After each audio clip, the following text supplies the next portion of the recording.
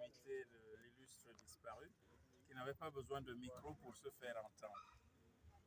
Et ce que je voudrais vous dire, ce n'est pas un discours, ce n'est pas un message, c'est l'expression d'une âme en peine, l'expression d'un cœur meurtri, l'expression d'une amitié trahie par le destin cruel qui, au soir, dans la nuit du 13 novembre 2022, a arraché à notre affection, n'est-ce pas, cette personne que nous commémorons désormais comme disparue.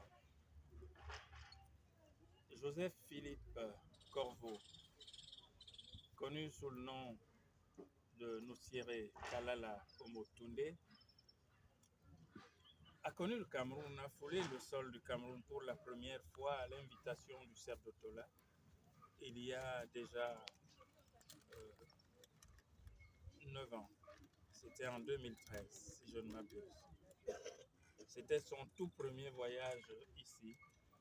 Et nous avions tenu à l'inviter comme speaker majeur, n'est-ce pas, chargé de prononcer la leçon inaugurale à la palabre scientifique qu'organisait alors le cerf d'Otola dans le cadre de ces journées de communication de cette année-là, les toutes premières du genre, et qui avait pour thème « Pour un homme africain fier de sa tradition africaine ». À cette occasion-là, Omotunde a, comme il savait le faire, subjugué tous les participants à ce colloque, à cette palabre scientifique. Il a marqué les esprits et au-delà, certaines institutions nous ont demandé l'autorisation de le faire venir dans leur cadre pour qu'il s'y exprime. Nous avons naturellement accédé à ce vœu. Et ça fait qu'au Cameroun, dans les milieux universitaires, c'était un véritable festin pour les esprits qui l'ont connu, qui l'ont côtoyé, qui l'ont adopté, qui l'ont aimé.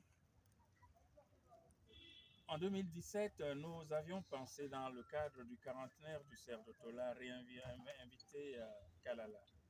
Mais les conditions d'organisation du 40e anniversaire du cerf d'Otola, les délais qui nous étaient impartis, n'ont pas permis à notre agenda de fonctionner selon notre vœu.